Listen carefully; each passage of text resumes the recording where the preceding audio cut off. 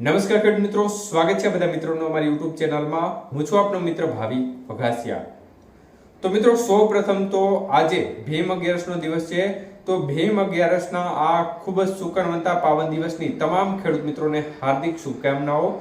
તો મિત્રો, ખાસ કરીને આજે ભીમ અગિયારસના દિવસે કયા કયા જિલ્લાઓમાં વાવણી લાયક વરસાદ જોવા મળી શકે છે, તેમજ અરબ સાગરમાં શું કોઈ સિસ્ટમ બનવાની શક્યતાઓ છે કે નહીં તે વિશેની માહિતી વિડીયોમાં જાણીશું.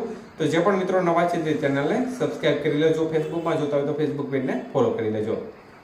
તો મિત્રો, ખાસ કરીને ગઈકાલે આપણે જે આગાહી આપી હતી તે મુજબ અનેક સેન્ટરોમાં વાવણી લાયક વરસાદ જોવા મળ્યો હતો, જેમાં રાજકોટ જિલ્લાના ગ્રામ્ય સેન્ટરો છે તેમજ કાલાવડ જિલ્લાના ગ્રામ્ય વિસ્તારમાં સારો વાવણી લાયક વરસાદ જોવા મળ્યો હતો. જોકે અન્ય વિસ્તારો આપણે જે સૌરાષ્ટ્રમાં ધારણા હતી તેના કરતાં વરસાદની ગતિવિધિ ઓછી રહી હતી.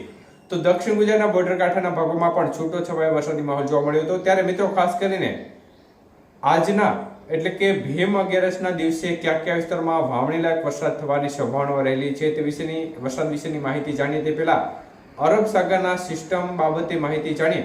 તો મિત્રો, ખાસ કરીને આપણું છે ગુજરાત વરસાદ સમાચાર નામનું ફેસબુક પેજમાં ઘણા ખરા ખેડૂત મિત્રોના મેસેજ દ્વારા અને વોટ્સએપ ગ્રુપમાં આપણા જે છે તેમાં પણ ખાસ કરીને ઘણા મિત્રોના જે પ્રશ્નો આવી રહ્યા છે કે શું કોઈ અરબ સાગરમાં સિસ્ટમ બનવાની છે અને જો બનશે તો તેનો કોઈ લાભ આપશે કે નહીં, તે આ બાબતે ઘણા મિત્રો પૂછી રહ્યા છે.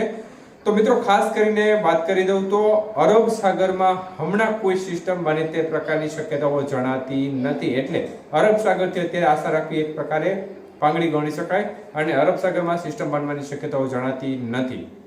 તો મિત્રો, ખાસ કરીને આજના વરસાદના વિસ્તારો વિશેની માહિતી જોઈએ તો આજે ખાસ કરીને જુનાગઢ જિલ્લો છે, અમરેલી, રાજકોટ, ભાવનગર, ગીર સોમનાથ આ જિલ્લામાં વધુ શક્યતાઓ રહે છે. છૂટો છવાયો વરસાદી માહોલ જોવા મળશે, પરંતુ આ જિલ્લાના અનેક ક્ષેત્રોમાં વાવણી લાયક વરસાદ પણ જોવા મળી શકે છે. એકંદરે વરસાદની ગતિવિધિ આ જિલ્લાઓમાં છૂટી છવાઈ સારી એવી રહે અને ભીમ અગિયારસનો જે આ સુકનવંતો દિવસ છે, આ સુકનવંતા દિવસે આ જિલ્લાના અમુક ક્ષેત્રોમાં વાવણી લાયક વરસાદ પણ જોવા મળશે. તો વધુ શક્યતાઓ રાજકોટ જિલ્લાના ગ્રામ્ય વિસ્તારો છે તેમાં દેખાઈ રહી છે. એટલે આ વિસ્તારોમાં આજે વરસાદનો લાભ સારો જોવા મળી શકે છે, પરંતુ જે બીજા જિલ્લાઓ જણાવે છે તેમાં પણ સારી એવી શક્યતાઓ અનેક સેન્ટરમાં ગણી શકાય.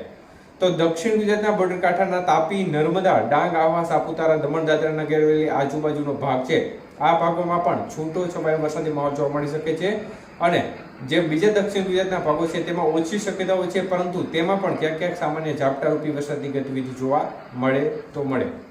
તો આ પ્રકારની શક્યતાઓ આજના વરસાદના વિસ્તારો વિશે દેખાઈ રહી છે. બાકીના જે વિસ્તારો છે તેમાં આજે જોખમ ઓછું દેખાઈ રહ્યું છે, વરસાદની શક્યતાઓ ઓછી લાગી રહી છે, જેમાં મધ્ય પૂર્વ ગુજરાત, ઉત્તર ગુજરાત અને પશ્ચિમના ભાગોમાં ખાસ કરીને વરસાદની સંભાવના ઓછી લાગી રહી છે. તો સૌરાષ્ટ્રના જિલ્લાઓ જણાવ્યા છે તે જિલ્લાઓને બાદ કરતા અમુક કોઈ સેન્ટર હોય જ્યાં વરસાદની ગતિવિધિ જોવા મળે, પરંતુ એ વિસ્તાર ઓછા હશે. વધુ શક્યતાઓ આપણે જે જિલ્લાઓ જણાવ્યા તેમ જ રહેશે.